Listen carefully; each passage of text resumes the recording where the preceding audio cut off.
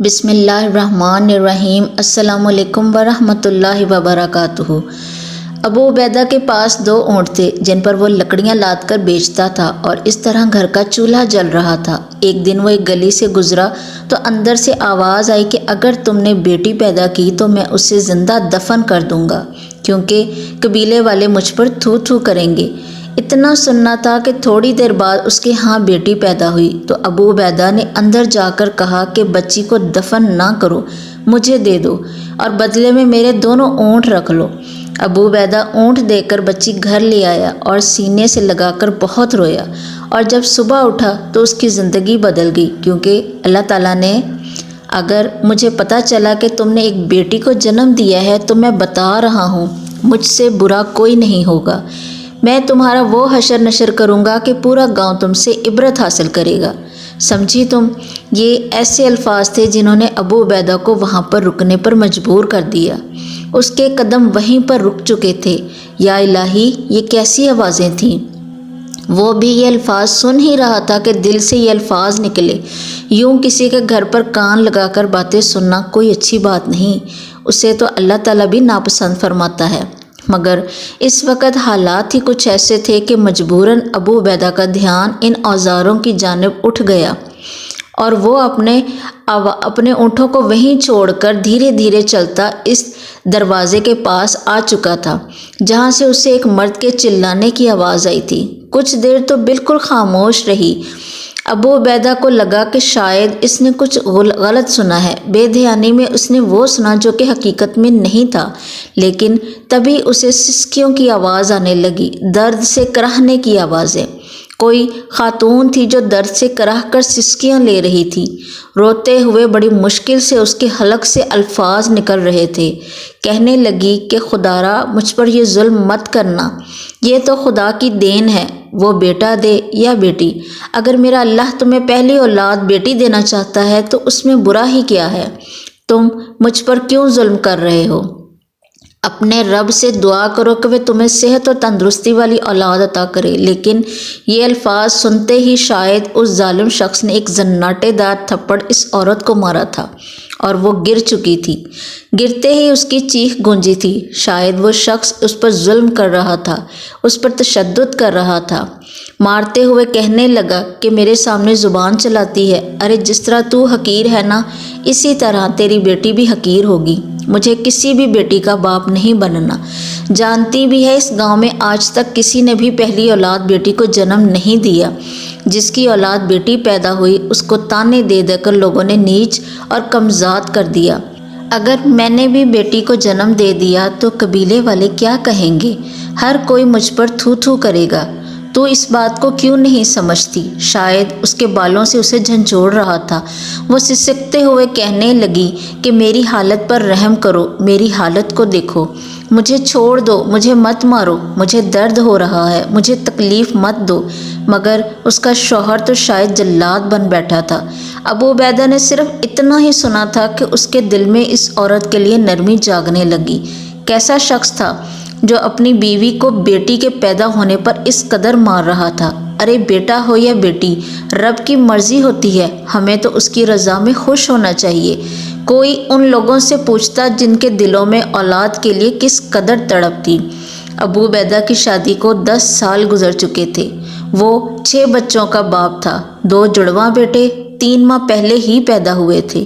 ابو عبیدہ کتنی ہی دیر وہاں پر کھڑا یہ سب دیکھتا رہا۔ جب اس خاتون کی سسکیاں مزید بلند ہونے لگیں اور روتے ہوئے اپنے شوہر سے کہنے لگی کہ مجھے تکلیف ہو رہی ہے، شاید وقت قریب آ گیا ہے، خدارا مجھے ڈاکٹر کے پاس لے جاؤ یا کسی دائی کو بلوا دو۔ اس کا شوہر بڑے ہی سخت لہجے میں اس سے کہنے لگا، وہ تو میں بلا دوں گا، لیکن ایک بات ذہن میں رکھنا، اگر بیٹی پیدا ہوئی تو میں اسے زندہ نہیں چھوڑوں گا، تمہارے سامنے اسے زندہ دفن کروں گا۔ تم چاہ کر بھی کچھ نہیں کر پاؤ گی۔ بہتر ہے کہ مجھے بیٹا ہی پیدا کر کے دینا، ورنہ قتل کی ذمہ دار تم خود ہوگی۔ یہ باتیں سن کر وہ خاتون رونے لگی تھی۔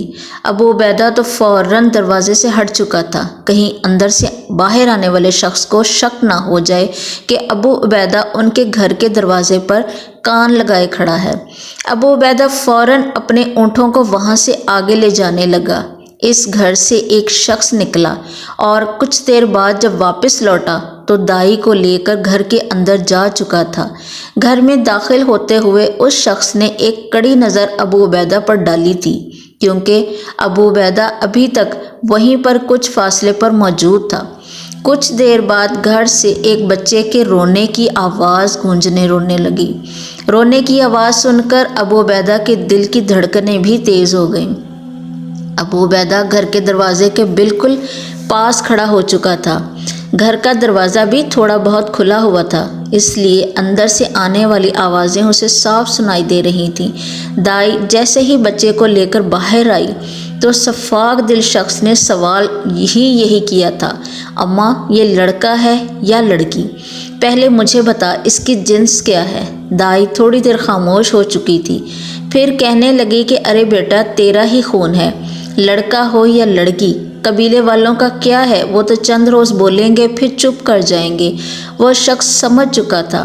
اسی پل دھاڑ کر دائی سے بھی بدتمیزی کرنے لگا، کہنے لگا جو بات کہی ہے وہی جواب دے، تیرے پاس لڑکا ہے یا لڑکی؟ دائی ڈرتے ڈرتے کہنے لگی کہ بیٹا تجھے بیٹی ہوئی ہے۔ اتنا سننا تھا کہ وہ شخص غصے سے اپنی بیوی کو چلا کر بلانے لگا، چیخ چیخ کر کہنے لگا کہ منحوس عورت تجھ پر تو پھٹکار برسنی چاہیے، تجھے میں نے کہا تھا کہ مجھے بیٹا پیدا کر کے دے تاکہ میری عزت اس معاشرے میں بڑھ جائے، مگر تو نے تو مجھے منحوس بیٹی پیدا کر دے دی۔ ارے میں اس کو بڑا کروں گا، جوان کروں گا، اس کی خاطر کل کو دوسرے گھر جائیں اور مجھ سے ٹرک بھر کر جہیز لے کر جائیں، اور یہ جوان ہو گئی تو گاؤں کے لڑکے اسے تاڑیں گے، میری عزت پر حرف آئے گا۔ تبھی میں کہتا تھا مجھ جیسا غیرت مند شخص کسی بیٹی کا باپ ہو ہی نہیں سکتا جو کل کو اس کی عزت کی نیلام کرتی پھرے۔ اب دیکھ میں کیسے اسے زندہ درگور کرتا ہوں۔ ابو عبیدہ یہ الفاظ سن کر کانپ چکا تھا۔ دروازے کے باہر ہی وہ اپنے ہاتھوں کو مسلتے ہوئے بڑبڑانے لگا کہ آخر وہ کیسے اس بچی کو بچائے۔ ارے کم از کم وہ جانتے بوجھتے ایک بچی کو زندہ دفن ہوتے ہوئے نہیں دیکھ سکتا تھا، لیکن اگر ایسے ہی گھر میں جاتا تو وہ اس کے بارے میں کیا کہتا؟ وہ ہڑبڑا ہی رہا تھا کہ جب بڑی بے دردی سے دائی سے اس شخص نے بچی کو چھینا۔ سختی برداشت کرتے ہی وہ بچی چلا کر رونے لگی تھی۔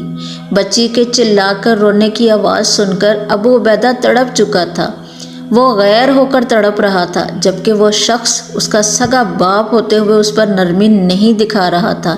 دائی اس کے آگے ہاتھ جوڑنے لگی کہ ایسا مت کرو، مگر اس شخص نے دھکے مار کر دائی کو بھی وہاں سے جانے کا کہا۔ دائی روتی ہوئی گھر سے باہر نکلی تو ابو عبیدہ کے آگے ہاتھ جوڑ دیے، روتے ہوئے کہنے لگی کہ بیٹا تو کون ہے؟ میں نہیں جانتی، اگر تیرے دل میں ذرا سا رحم ہے تو اس بچی کو زندہ درگور ہونے سے بچا لے، پھر چاہے اس کو جا کر کسی بے اولاد کو دے دے یا پھر یتیم خانے چھوڑ آنا، مگر اسے مرنے سے بچا لے، میں تو کچھ نہیں کر سکتی۔ ابو عبیدہ نے جب یہ سنا تو اس کی ہمت بڑھی تھی۔ وہ بغیر کچھ سوچے سمجھے جلدی سے گھر میں داخل ہوا۔ وہ شخص کچے حصے میں زمین کھود کر اس بچی کو اس میں لٹانے ہی والا تھا کہ ابو عبیدہ کو اپنے گھر میں دیکھ کر چونک اٹھا۔ غصے سے کہنے لگا کہ کون ہے تو؟ کس کی اجازت سے میرے گھر کے اندر گھس آیا؟ ابو عبیدہ نے یہ دیکھا تو کہنے لگا کہ میں پچھلے 2 گھنٹوں سے تمہارے گھر کے باہر موجود ہوں، یہ سارا تماشا دیکھ رہا ہوں۔ کیسے خود غرض اور ظالم باپ ہو تم، اس معصوم سی جان پر تمہیں ترس نہیں آتا؟ ارے کل کو تم مرو گے، کیا جواب دو گے اپنے رب کو؟ اگر کوئی تمہارے ساتھ بھی اسی طرح کا سلوک اس عمر میں بھی روا رکھے، تمہیں زندہ دفن کر دے تو تم پر کیا گزرے گی؟ وہ شخص ابو عبیدہ کو مارنے تک کے لیے آیا تھا۔ کہنے لگا کہ تو کون ہوتا ہے اس معاملے میں بولنے والا؟ یہ میری اولاد ہے، میں اس کے ساتھ جو بھی کروں، نکل جا میرے گھر سے۔ ابو عبیدہ فوراً بولا کہ اس بچی کو میرے حوالے کر دو، اس کا قتل مت کرو، میں اسے تم سے دور کہیں لے جاؤں گا، کسی کو بھی خبر نہیں ہوگی کہ تم نے ایک بیٹی کو جنم دیا ہے، مگر اس کا قتل مت کرو، اس پر رحم کرو۔ اس شخص نے جب یہ سنا تو غصے سے کہنے لگا کہ خبردار، یہ میری غیرت ہے، میری عزت ہے، میں اسے مار تو سکتا ہوں مگر تم جیسے کسی اور ذات کے شخص کو سونپ نہیں سکتا۔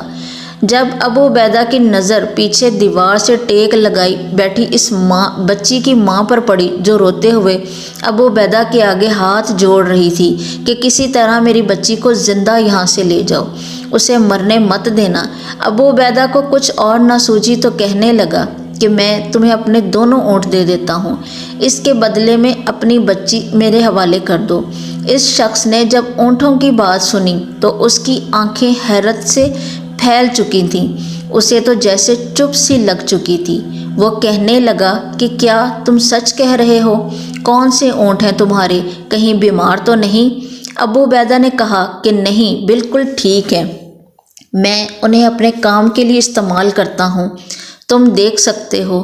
اس شخص نے جیسے ہی اونٹوں کو دیکھا تو دیکھ کر اس کے چہرے پر مسکراہٹ پھیل چکی تھی۔ وہ شخص کہنے لگا کہ ٹھیک ہے، لو پکڑو اسے اور وہ اونٹ میرے حوالے کر دو۔ ابو عبیدہ اس بچی کو سینے سے لگا چکا تھا، اسے بڑی حیرت ہوئی تھی جب وہ شخص بھاگ کر ان اونٹوں کے پاس گیا اور اس سے ابو عبیدہ کا سامان اتار کر ان کی پیٹھ سہلا کر انہیں دیکھنے لگا۔ وہ عورت جس کی وہ بیٹی تھی، وہ روتی ہوئی ابو عبیدہ کے پاس آئی اور اس کے سامنے ہاتھ جوڑ کر بولی کہ اس کا خیال رکھنا، اسے کسی بھی طرح کی تکلیف مت دینا۔ اس عورت کو روتا ہوا دیکھ کر ابو عبیدہ بھی رونے لگا۔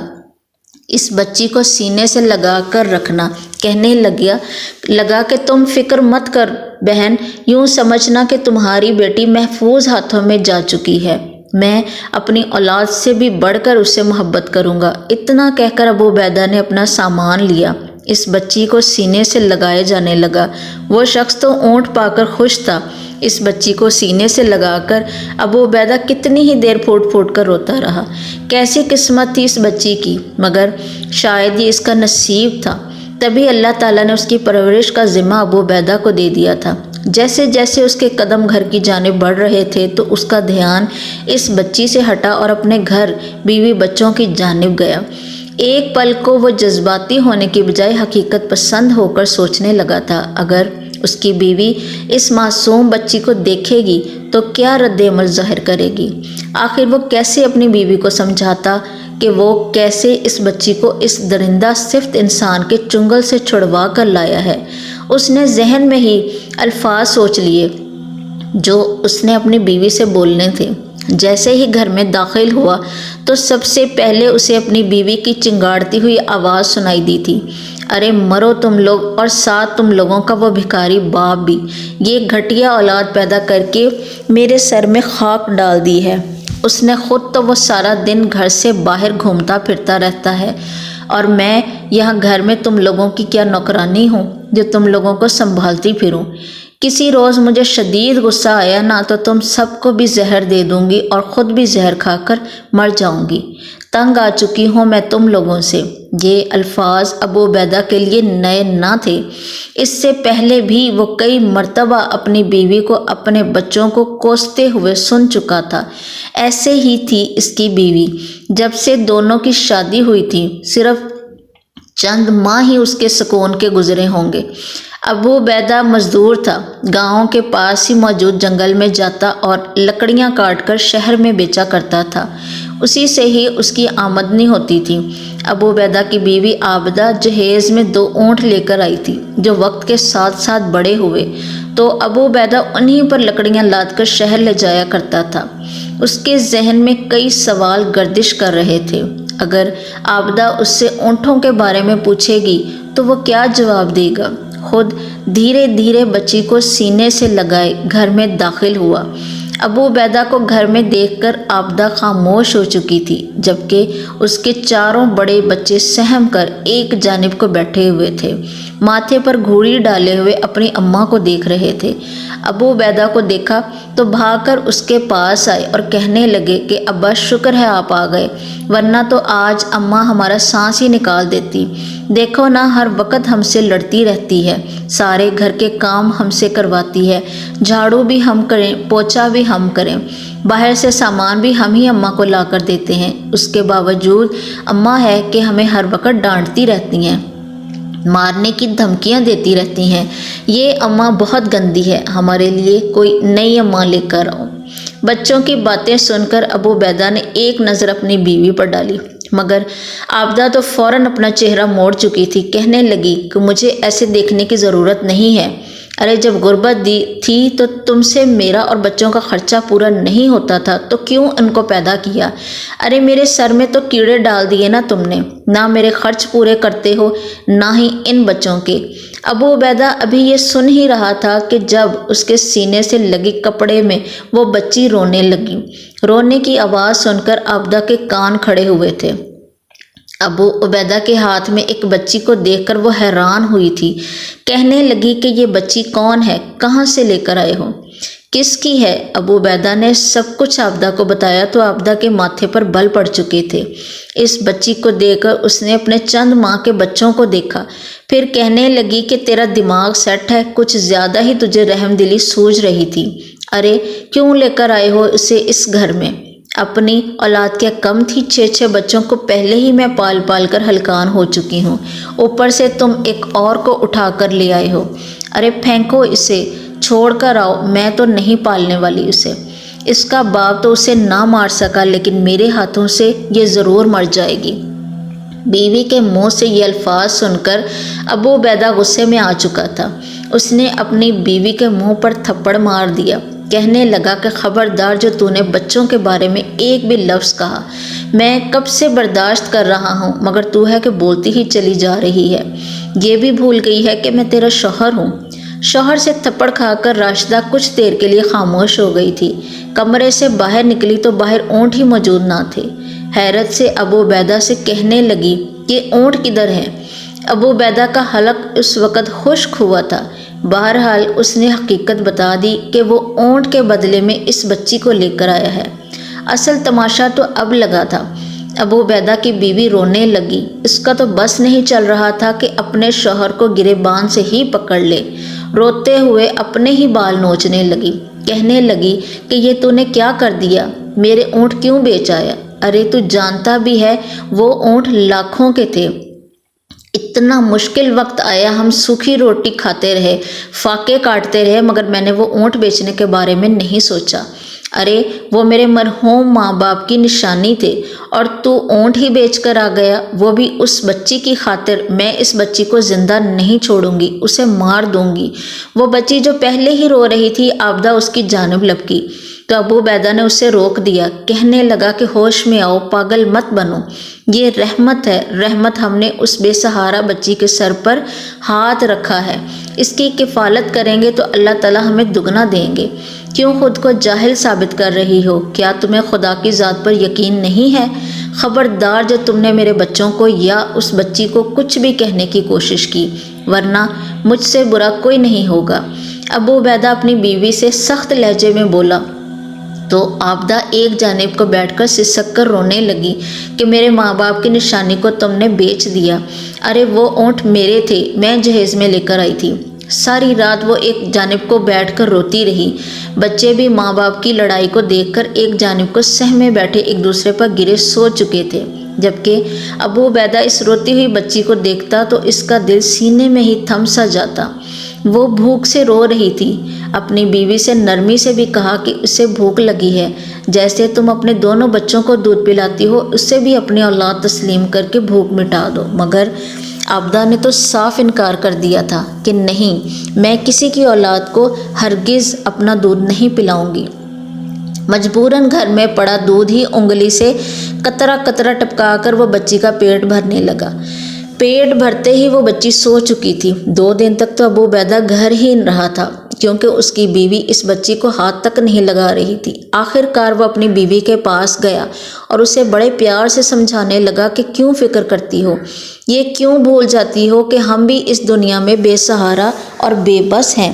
ہمارا اللہ اگر ہم سے اپنی رحمت کا سایہ چھین لے تو ہم نیست و نابود ہو جائیں۔ جس طرح ہمارے رب نے ہم پر رحم فرمایا ہے، ہمیں بھی تو ان لوگوں پر رحم فرمانا چاہیے۔ شاید کوئی نیکی ایسی ہو جس سے ہماری قسمت بدل جائے۔ عابدہ خاموشی سے اس کی بات سنتی رہی۔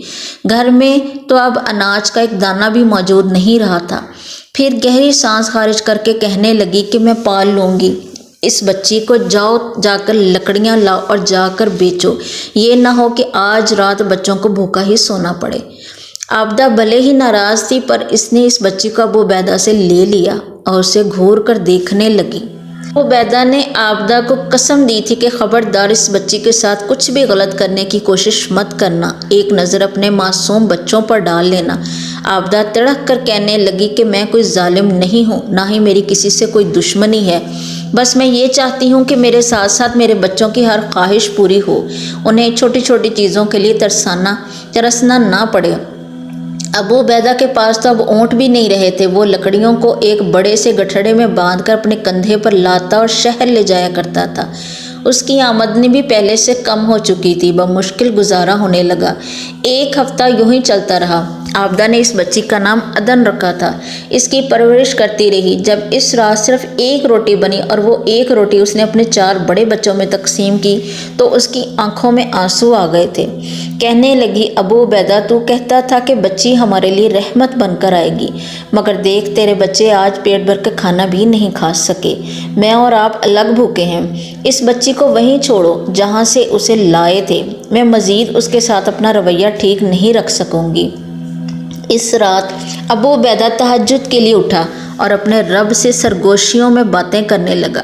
شاید اس کی آزمائشیں ختم ہو چکی تھیں۔ وہ فجر کی نماز ادا کرنے کے بعد ہی کلہاڑی اٹھائے ضروری سامان لے کر جنگل کے لیے نکل گیا۔ عابدہ نے اسے روکا کہ وہ پڑوس سے تھوڑا آٹا مانگ لاتی ہے، مگر ابو عبیدہ نے منع کر دیا اور گہری سانس خارج کر کے گھر سے نکل گیا۔ جیسے ہی جا کر وہ ایک درخت کی ٹہنی کو توڑنے لگا کہ اچانک اس کا پیر پھسلا اور وہ زمین میں گرا۔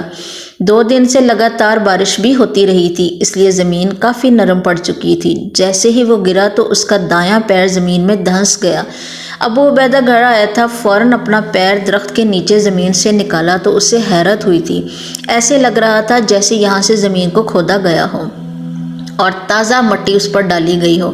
تبھی بارش کی وجہ سے وہ مٹی اپنی جگہ چھوڑ چکی تھی۔ کچھ سوچتے ہوئے ابو عبیدہ نے کلہاڑی ایک جانب رکھی اور مٹی کو ہٹانے لگا۔ تھوڑی بہت ہی زمین کھودنے پر اسے کالے رنگ کا ایک تھیلا نظر آیا تھا۔ وہ حیران ہوا، آس پاس نظر دوڑائی تو اس وقت وہاں پر کوئی بھی موجود نہیں تھا۔ اس نے جیسے ہی زمین سے تھیلا نکالا تو اس کا سر چکرا کر رہ گیا، کیونکہ تھیلے میں بہت سارے پیسے تھے۔ جب اس نے ان پیسوں کو گنا تو اس کا وجود کانپ گیا، وہ لاکھوں روپے تھے۔ ابو عبیدہ تو گھبرا گیا، فوراً اس تھیلی کو اٹھایا اور گھر چلا آیا۔ اس کی حالت خراب دیکھ کر تو عابدہ پریشان ہو چکی تھی، کہنے لگی کہ کیا ہو گیا، کہیں کوئی حادثہ تو نہیں پیش آ گیا۔ ابو عبیدہ نے ڈرتے ڈرتے وہ تھیلی عابدہ کے سامنے کھول دی تو عابدہ بھی حیران رہ گئی کہ یہ کہاں سے لے آئی ہو اتنے پیسے۔ ابو عبیدہ نے جب اسے اس بارے میں بتایا تو وہ بھی حیران رہ گئی۔ اسی پل ابو عبیدہ روتے ہوئے اپنے رب کے حضور سجدے میں گر گیا۔ کہنے لگا کہ دیکھو عابدہ، ہمارے صبر کا پھل ہمیں مل چکا ہے، اللہ تعالیٰ نے ہمیں کیسے نوازا ہے۔ میں تمہیں کہتا تھا نا کہ صبر کرو، اللہ تعالیٰ ہمیں اس کا اجر ضرور دے گا، دیکھو اس نے ہمیں کیسے نوازا ہے۔ عابدہ بھی ان پیسوں کو دے کر خوش ہوئی تھی، اپنے رب کا شکر ادا کرنے لگی۔ ان پیسوں کو دونوں نے اپنے ہی کمرے میں ایک گڑھا کھود کر دفنا دیا، کیونکہ وہ جس بستی میں رہتے تھے وہ غریبوں کی بستی تھی، کوئی بھی امیر نہ تھا۔ اچانک سے ان کے پاس اتنے پیسے دیکھ کر کوئی بھی شک کر سکتا تھا۔ اس میں سے کچھ پیسے لے کر ابو عبیدہ بازار سے ڈھیر سارا راشن لے کر آیا۔ اس روز بچوں نے پیٹ بھر کر کھانا کھایا تھا۔ عابدہ ابو عبیدہ سے کہنے لگی کہ تم ٹھیک کہتے تھے، یہ بچی ہمارے لیے رحمت بن کر آئی ہے۔ ہم انسان ہو کر جب کسی پر اتنا احسان کریں گے تو ہمارا رب تو ہمیں 70 ماؤں سے بڑھ کر محبت کرنے والا ہے، بھلا وہ کیسے ہماری نیکیوں کا اجر نہیں دے گا۔ عابدہ کی طبیعت میں کافی زیادہ سدھار آ چکا تھا، اسے خود سے زیادہ اپنے بچوں کے آرام و آسائش کی فکر تھی۔ دھیرے دھیرے ان پیسوں کا استعمال کرتے ہوئے پہلے تو ابو عبیدہ نے اپنا ایک کاروبار شروع کیا اور پھر اس کاروبار میں ہی پیسے لگاتے ہوئے وہ مزید ترقی کرنے لگا۔ اس بستی کو چھوڑ کر شہر چلا آیا اور وہاں پر بڑا گھر بنایا۔ وہ شخص جو کہ عدن کا باپ تھا، اس کے پاس جا کر وہ اونٹ خرید لیے اور اپنی بیوی کو واپس کر دیے کہ آخر وہ اس کے ماں باپ کی نشانی تھے۔